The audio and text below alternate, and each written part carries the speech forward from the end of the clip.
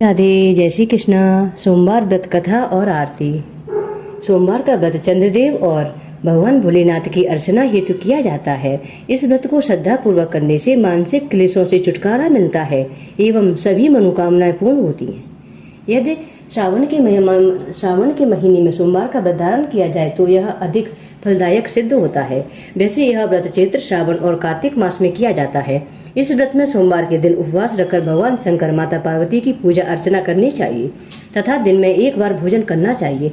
सोमवार व्रत रखने से स्त्रियों को पति पुत्र का सुख प्राप्त होता है। भगवान शंकर की पूजा का श्रेष्ठ समय प्रातः काल माना जाता है। अतः सोमवार के दिन प्रातः काल ब्रह्म मुहूर्त में उठकर नित्य कर्म से निवृत्त होकर स्नान कर पूजन हेतु ध्यान कर भस्म धारण का कुशा पर बैठे। पूर्व अथवा उत्तर दिशा की ओर मुख रखें। चौकी पर सफेद कपड़ा बिछाएं। उस पर तांबे या खुदा सोमवार यंत्र और भगवान शिव जी की प्रतिमा तथा शिवलिंग की स्थापना करें। बेलपत्र, पुष्प, अक्षत, जल एवं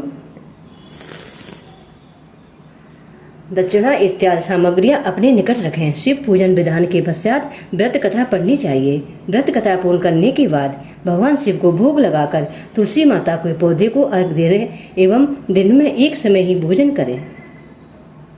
एक साहूकार बहुत अमीर था। उसके पास धन की कोई कमी नहीं थी। साहूकार के पास सभी सुख और ऐश्वर्य के साधन थे, किंतु उसको एक ही दुख था कि उसकी कोई औलाद नहीं थी।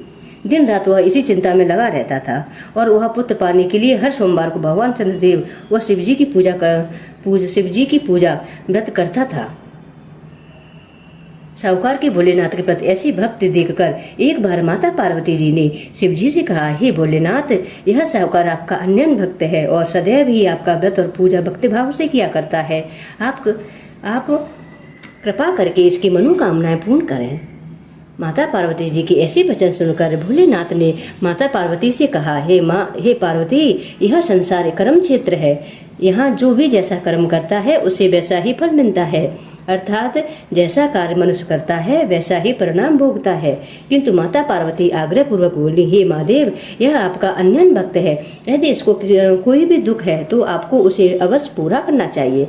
यदि आप अपने भक्तों की मनोकामना पूरी नहीं करेंगे तो क्यों मनुष्य आपकी भक्त सेवा और पूजा करेगा। पार्वती जी के इस आग्रह को सुनकर शिव जी ने कहा, हे शिवे, इस साहूकार के कोई पुत्र नहीं है।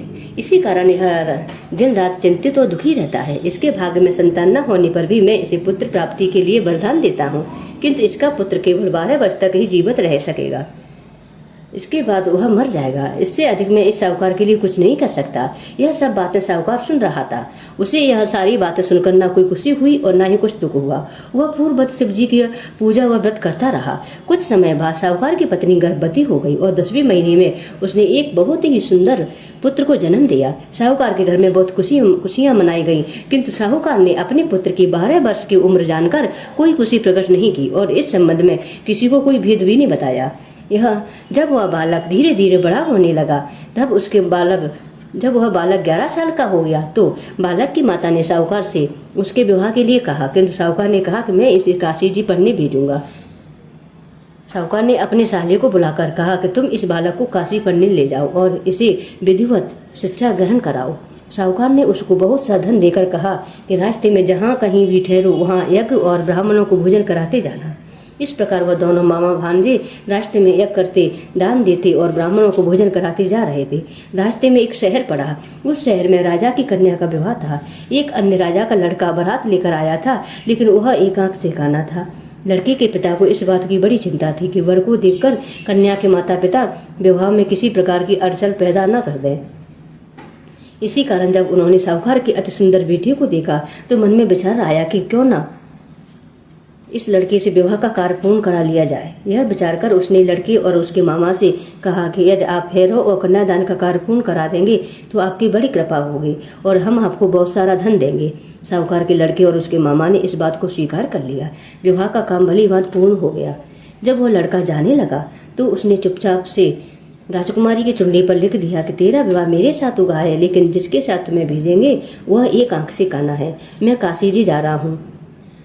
राजकुमारी ने जब इस प्रकार लिखा पाया तो उसने राजकुमार के साथ जाने से इनकार कर दिया और कहा कि यह मेरा पति नहीं है, मेरा विवाह इसके साथ नहीं हुआ है, वह काशी जी गया है।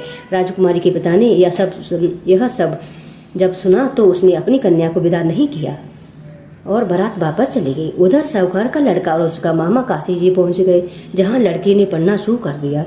अपना अतिरिक्त समय मामा भांजा यज्ञ दान आदि में व्यतीत करने लगे। इस प्रकार कई महीने बीत गए। जब लड़का 12 साल का हुआ तो उस दिन लड़के के मामा ने यज्ञ का आयोजन कर रखा था।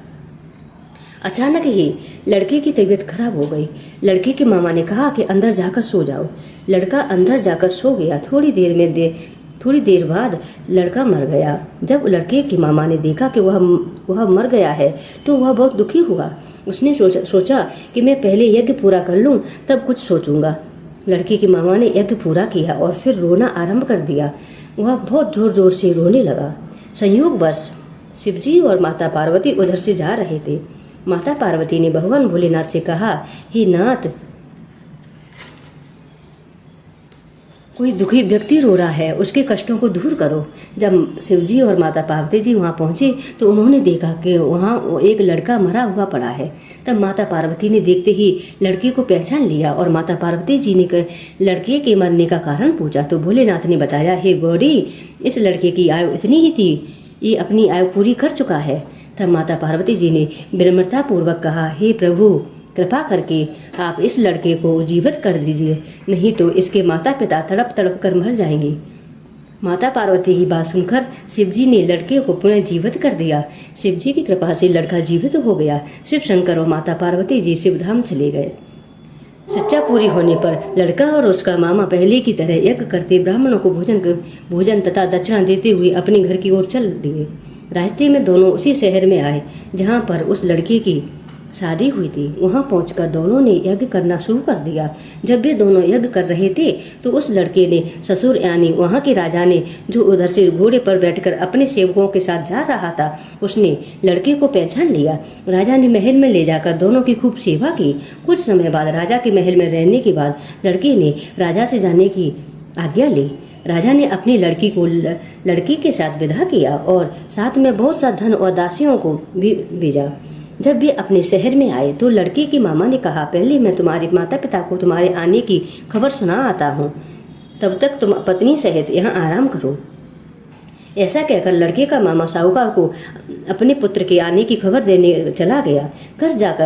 घर आकर उसने देखा कि उसने बहन और बहनोई छत पर बैठे हुए हैं और उन्होंने यह प्रण कर रखा था कि यदि उनका बेटा जीवित लौट आएगा तो वह छत से नीचे उतर आएंगे, नहीं तो छत से कूदकर अपने प्राण त्याग देंगे। लड़के के मामा ने जब यह समाचार उन्हें सुनाया कि उनका लड़का जीवित लौट आया है तो उन्हें विश्वास नहीं हुआ। तब लड़के के मामा ने शपथ खाकर कहा कि आपका पुत्र अपनी स्त्री और बहुत से धन और दास दासियों सहित घर आया है। तब साहूकार और उसकी पत्नी छत से नीचे उतर आए तथा प्रसन्नता के साथ अपनी बेटी और बहू का स्वागत किया।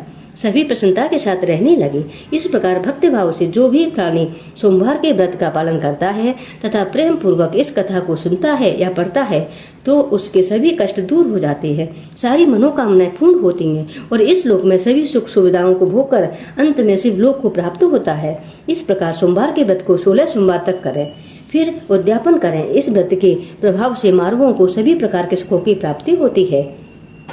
इस व्रत के बारे में कहा गया है कि ग्रहण आदि में जप, ध्यान, हवन, उपासना, दान आदि सत्कार करने से जो फल मिलता है वही फल सोमवार के व्रत से मिलता है। श्रावण में केदारनाथ का ब्रह्म कमल से पूजन, दर्शन, अर्चन तथा केदार क्षेत्र में निवास का विशेष महत्व है।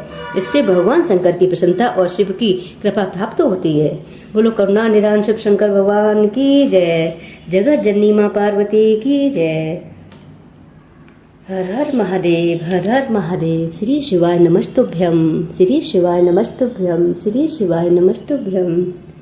जय शिवी ओंकारा, हरि जय शिवी ओंकारा, ब्रह्मा विष्णु सदा शिवी हरिदंगीधारा। ओम जय शिवी ओंकारा। एकानन चतुरानन पंचानन राजे, हंसानन गरुड़ासन वृषवाहन साजे। ओम जय शिवी ओंकारा। दो भुज चार चतुर भुज दस भुज अति सोए तिर गुण रूप निरखता त्रिभुवन जनि मोहे। ओम जय शिवी ओमकारा, जय शिवी ओमकारा, हरि जय शिवी ओमकारा। ब्रह्मा विष्णु सदा शिवी हरिदंगी धारा। ओम जय शिवी ओमकारा। अछुमाला वनमाला मुंडमाला धारी चंदन मृग मदि सोई भोले शिवकारी। ओम जय शिवी ओमकारा। श्वेतांबरे पीतांबरी बागंबरी अंगे सनिकादिक ब्रह्मादिक भूतादिक संगे। ओम जय शिवी ओमकारा। करिकी मादिक मंडल चक्र त्रिशूलधरता सुख करता सुख हरता सुख करता दुख हरता जग पालन करता। ओम जय शिवी ओमकारा। ब्रह्मा विष्णु सदा शिव जानति अविवेका प्रणवाक्षर के माध्यम ये तीनों एका। ओम जय शिवी ओमकारा। तिरुगुण शिव जी की आरती जो कोई नर गावे स्वामी प्रेम सहित गावे। कहती शिवानंद स्वामी कहत हरि हरि स्वामी सुख संपत्ति पावे मनोवांछित फल पावे। ओम जय शिवी ओमकारा, हरि जय शिवी ओमकारा। बोलो करुणा निधान शिव शंकर भगवान की जय, बर्फानी बाबा की जय, जगत जननी की जय, जगत जननी माँ पार्वती की जय, जगत पिता की जय, माँ खांडवाली की जय। श्री शिवाय नमस्तुभ्यम, श्री शिवाय नमस्तुभ्यम, श्री शिवाय नमस्तुभ्यम, श्री शिवाय नमस्तुभ्यम, श्री शिवाय नमस्तुभ्यम। हर हर महादेव, हर हर महादेव, हर हर महादेव, हर हर महादेव। राधे राधे।